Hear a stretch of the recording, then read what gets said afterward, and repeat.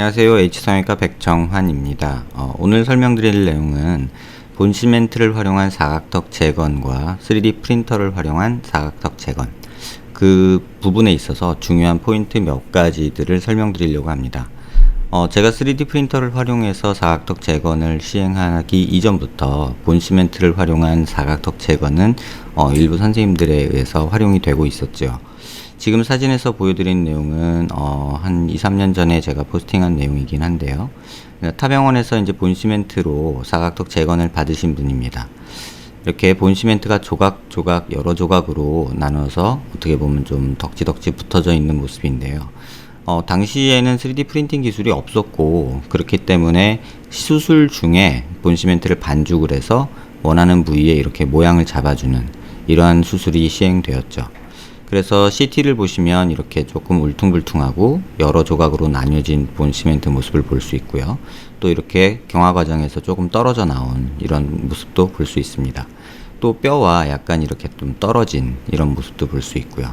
지금 보시면 한 덩어리, 두 덩어리, 세 덩어리, 네 덩어리, 한 6덩어리 정도의 본시멘트가 활용이 돼서 부족한 부위의 볼륨을 이제 메꿔주는 수술이 되었죠.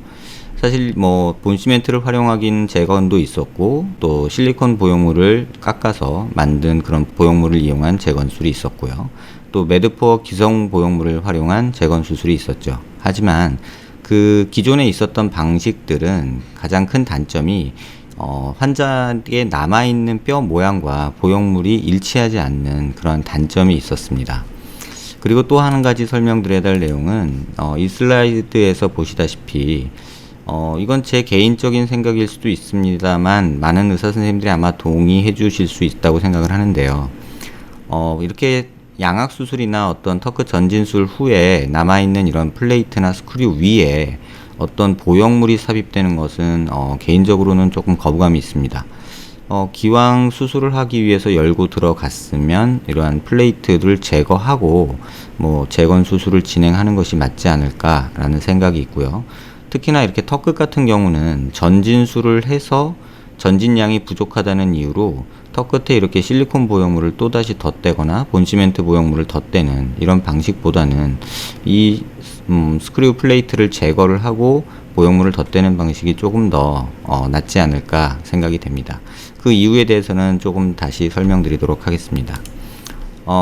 이 환자분은 수술 전에 이렇게 사각턱 수술을 받으시고 사각턱이 볼륨이 많이 부족하다 하셔서 저에게 내원하신 분인데요. 턱끝 전진술이 되어 있고 또 턱끝 전진술이 되어 있는 것이 부족해서 이 앞에 또 실리콘 보형물이 들어있는 경우입니다. 이 부분에 대해서 조금 환자분 CT를 통해서 좀 자세히 보면요. 이 환자분의 CT입니다. 이건 재건 수술 후의 모습인데요. 단면에서 보시면 이렇게 턱끝 보형물이 실리콘 보형물이 이렇게 플레이트 위에 삽입된 모습이 보이고요.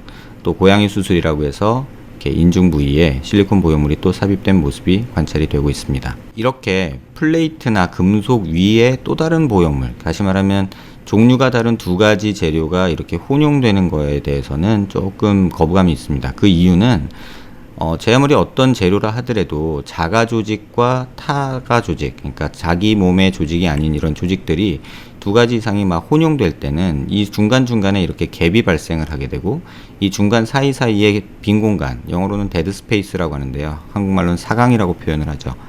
이러한 사강들은 결국은 비어있는 공간이 되고, 그 안쪽으로 물론 흉살이 차기도 하지만 이러한 흉살이 찬 부위는 잠재적으로는 염증 위험이 있고요. 또는 보형물 이탈이나 어떤 부작용의 원인이 된다고 개인적으로 생각하고 있습니다.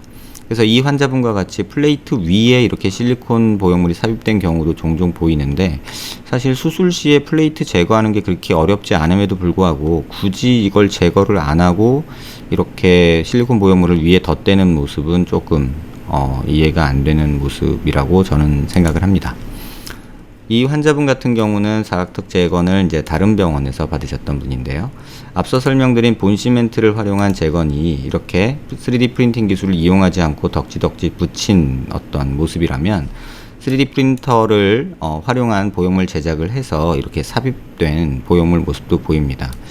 하지만 3D 프린터를 사용하는 목적 자체가 이렇게 내 뼈와 보형물 사이의 사강, 데드 스페이스를 없애려는 게 사실 가장 큰 목적이거든요. 그 다음에 원하는 모양을 이렇게 반죽해서 넣어서 울퉁불퉁하게 조각조각 여러 조각으로 만드는 것이 아니라 가능하면 한 조각으로 매끈하게 만들기 위해서 이런 수술을 이제 3D 프린터를 활용하게 되는데, 그런 기술을 활용함에도 불구하고 이 보형물에 대한 고정의 문제가 존재를 합니다. 그러니까 삽입해서 뼈에 딱 맞게 고정하는 문제가 존재하는데, 이 환자분의 경우는 보형물이 남아있는 이제 사각턱 뼈와 이렇게 살짝 들뜬 모습이 보이고, 이런 부분은 사실 만져서 튀어나와서 만져지기도 하고, 또는 이런 부위 튀어나온 부분 경계가 보이기도 하고요. 이런데 흉살이 차서 눌렀을 때, 또는 뭐 여성분 같은 경우는 생리 중에 또는 컨디션이 안 좋을 때나 면역 기능이 떨어졌을 때 통증을 유발하기도 합니다. 그래서 그런 부작용을 줄이고자 3D 프린팅 기술이 활용되지만, 현실적으로는 수술 시에 어떤 조작의 오류로 인해서 이렇게 조금 보형물이 들뜨는 이런 양상을 보이기도 합니다. 보시면 이쪽에 볼 결손이 있는 부위에 삽입되기 위해서 3D 프린터를 활용해서 보형물이 이렇게 이 안을 메꾸기 위해서 디자인 됐음에도 불구하고 사실은 이렇게 좀 떨어져 있는 모습이고요. 이 뒤쪽 부분은 또 아예 약간 뒤로 밀려서, 아마도 이 끝이 아마 요 정도까지 삽입이 됐어야 요 점이 이 뼈와 맞닿아서 빈 공간이 없을 텐데, 뒤로 약간 밀려서 삽입이 돼서 고정이 안 되고 이렇게 들뜬 모습이 관찰이 되고 있습니다. 이 환자에서 이제 보셔야 될 것은, 이렇게 수술 전에 이쪽 볼륨이 없어서 보형물이 좀 이렇게 삽입된 모습이고요. 옆에서 보시면 이 부위가 이렇게 보형물이 삽입됐지만 약간 들뜬 모습이고, 그 다음에 옆에서 보시면 비대칭이 굉장히 심한 환자입니다. 물론 광대도 문제가 있지만 이렇게 비대칭이 있는 환자인데, 비대칭을 맞추려고 수술하신 건 아니고요. 이제 부분에 이제 볼륨이 부족해서 이렇게 사각턱을 만드셨는데, 이렇게 들뜨는 양상이 이제 결론이 난 거죠. 반대쪽에서 보시면 이렇게 실리콘 보형물이 있으면서 플레이트도 있는, 그래서 그 주변에 가골이 형성돼서 이렇게 뼈가 조금 남아 있는 모습입니다. 정면 모습에서 보시면 여기 귀족 수술이 된 모습도 볼 수 있는데요. 제가 의사 생활하면서 본 귀족 보형물 수술 중에 가장 대칭이 잘 맞고 잘 삽입된 보형물이라고 해도 과언이 아닐 정도로 굉장히 잘 들어 있습니다. 하지만 팔자주름이 이 위치에 있는 것이 아니라, 여기가 가장 높은 부위거든요. 팔자주름은 이 위치에 있거든요.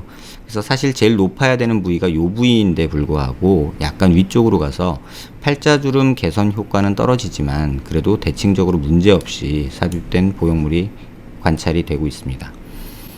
이 환자분에 대해서 조금 더 자세히 보시면 앞서 말씀드린 플레이트 위에 실리콘 보형물이 있는 모습, 그 다음에 이 모습은 환자를 고개 든 모습에서 이제 대칭성을 보기 위해서 이제 보여드리는 모습인데요.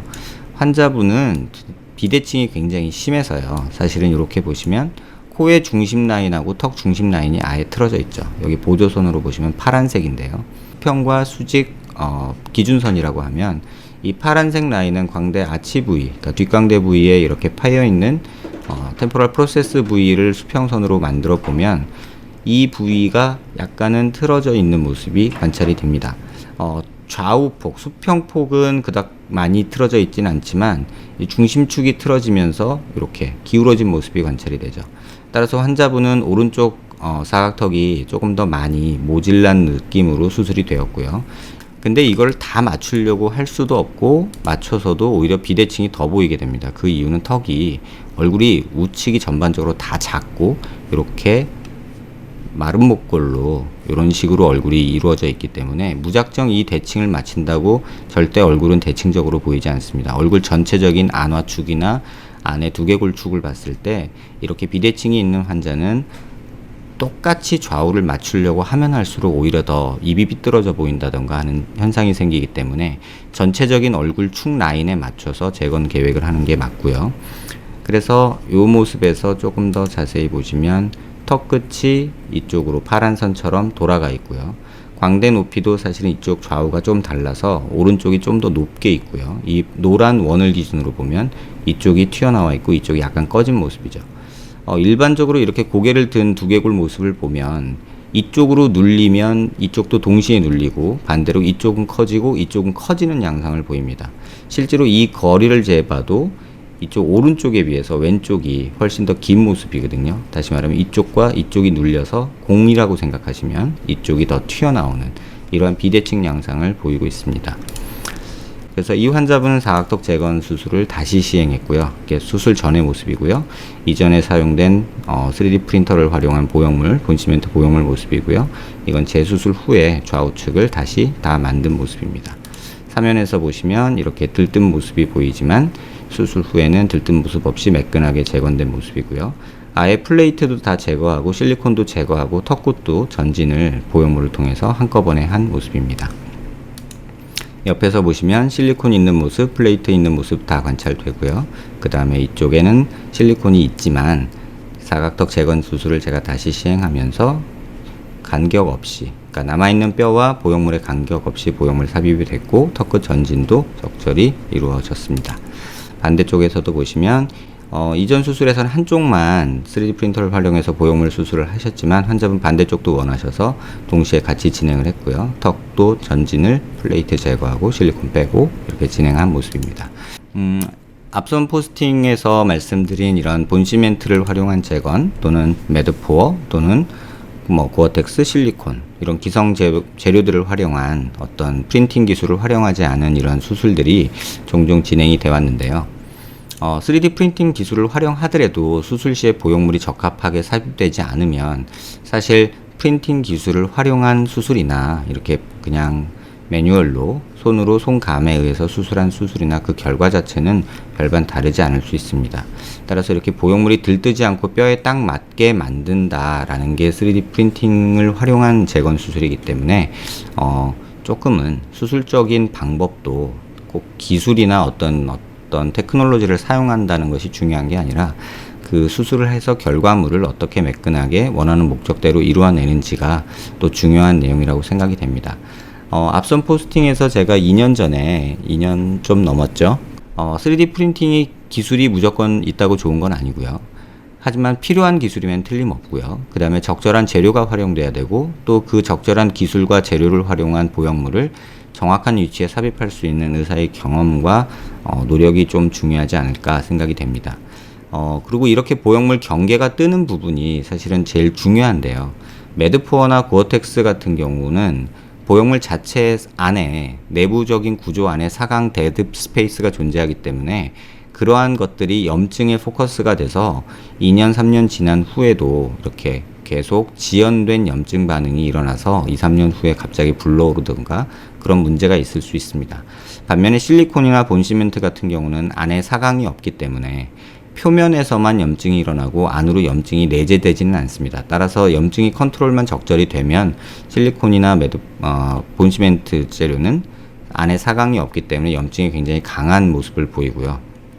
설사 그러한 사각이 없는 보형물 재료를 사용한다 해도 뼈와 보형물 사이의 간격이 이렇게 커서 사각이 있다면 이런 것들이 많은 문제를 일으킬 수 있는 염증의 원인이 될 수도 있는 그런 모습을 볼 수 있습니다. 많은 분들이 관심 있어 하시고 많이 질문 주시는 내용이기도 합니다. 재료도 굉장히 많이 활용될 수 있고요. 하지만 중요한 거는 적절한 재료, 적절한 기술, 그 다음에 적절한 경험을 가진 의사의 손길이 또 노력이 중요하리라 생각이 됩니다. 다음 포스팅도 조금 관심 있게 지켜봐 주시길 바라고요. 관심 있는 분들께 도움되는 내용이 되었길 바랍니다. 감사합니다.